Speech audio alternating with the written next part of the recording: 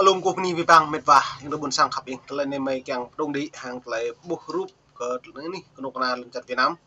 một lời rung răng do ka hang prak kana buôn sang ko lai sáng do prak do non như ngân hàng là mạ pro kana buôn sang là lại hiểm pa nyu mạ prak leh tưng bu pre ngăn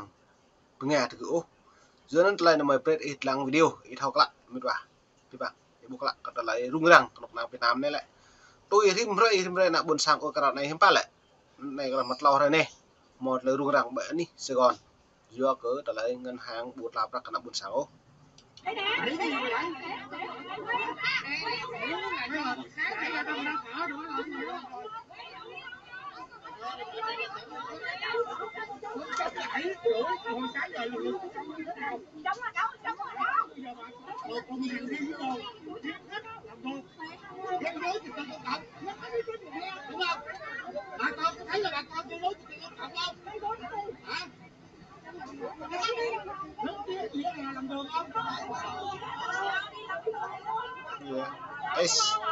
SCB ngân hàng SCB này lại vừa tự đom nữa cả buôn sang để từng prak pre tôi ngập bông màu pre prak cả lão nó nạp là này rung rang càng nó rút lệ prak mừng nun bông màu mệt vả với bồ này mời pre ít lăng ngân hàng là SCB này rung lại yuan mệt vả ít lăng ấy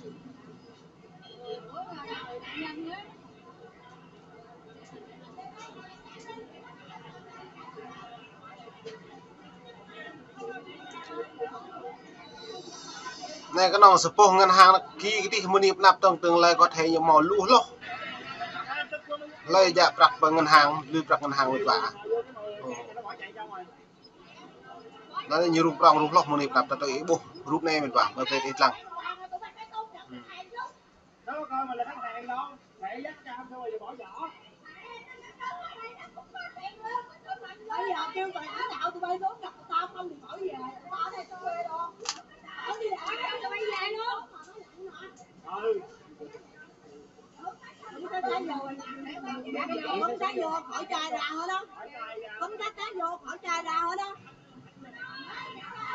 ngân hàng SCB này lại mau hàng lại tầm đi ở này pro này trong mệt vả nó rung nó ô trong mà nạo buôn sang như lại cả một tua lau rồi này buôn nam nó cái dược lại prak mệt vả nó lại prak này đã bố hồ nạo buôn sang ta rim rồi thế này có nào Việt Nam như chít lưới á nhưng phải là nhịp lưới vừa mang lại có ngăn để nhịp bộ nạo buôn sang lại nhịp bộ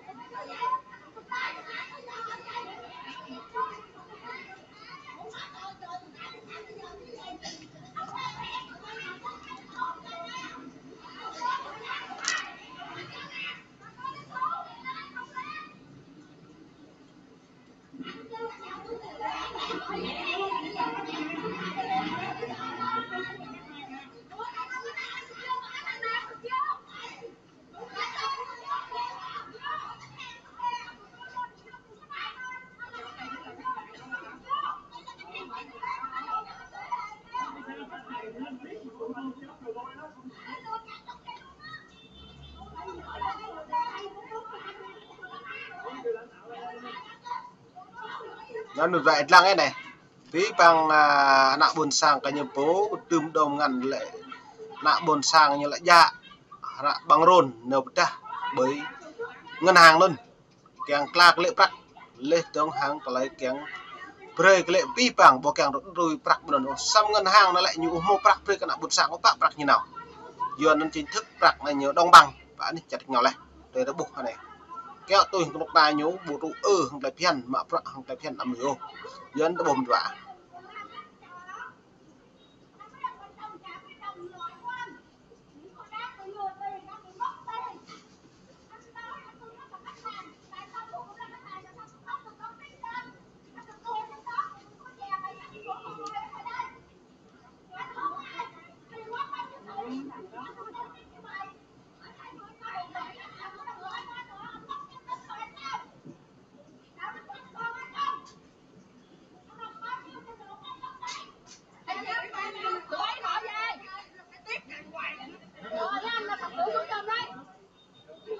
Làm mệt vả càng dần thì pối này.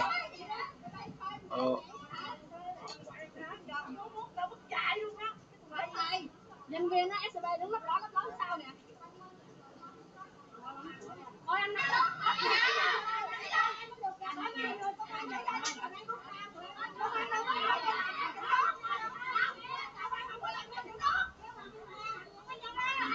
ngân hàng SCB.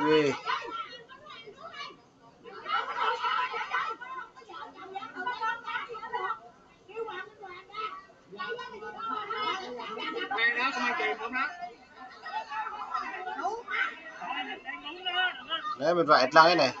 rung cái vật lực gặp nhói này.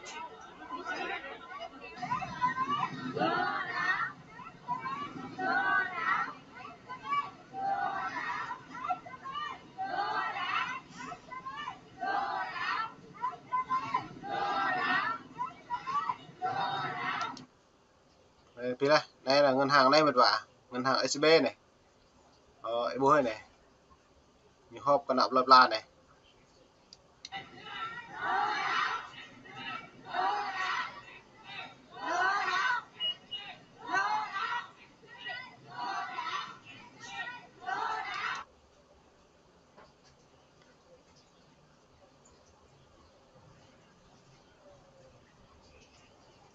Lần này đâu bơi anh đi Sài Gòn anh nhiều bơi được trần tay prong này mật vả nhìn nó rung trong cái đây lên đấy á ít lắm cái này.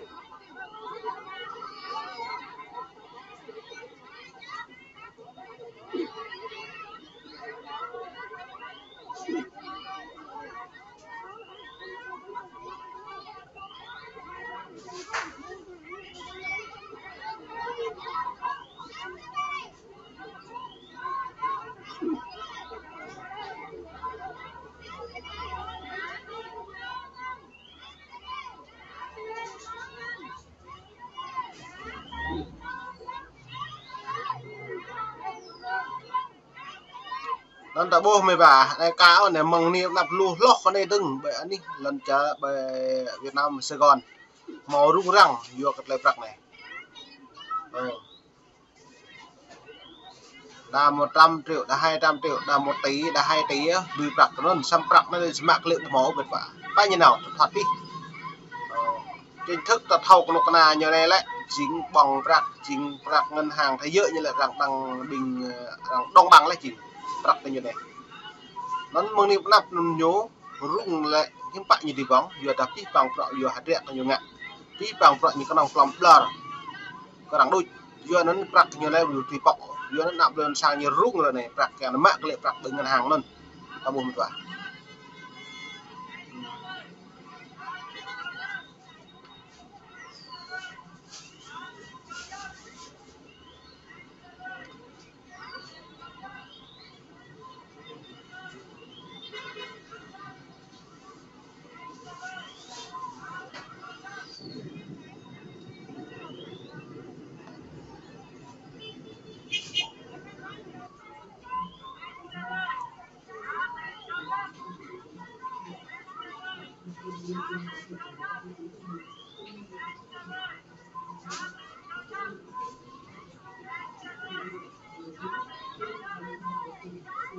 Đấy mình vào đây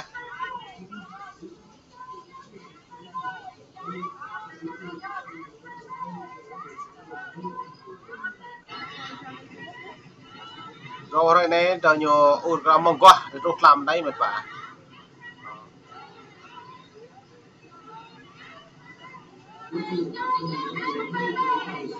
yêu cầu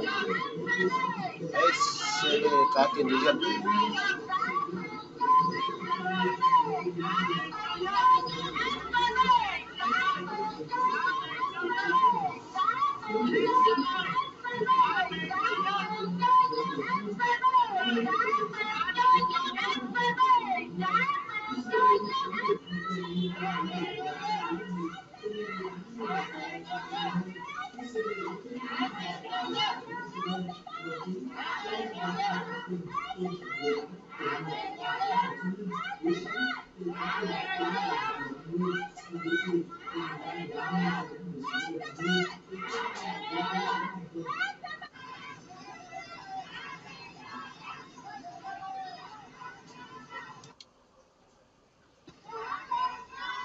tuh lam này những các lễ một vài là ấy nó buôn sang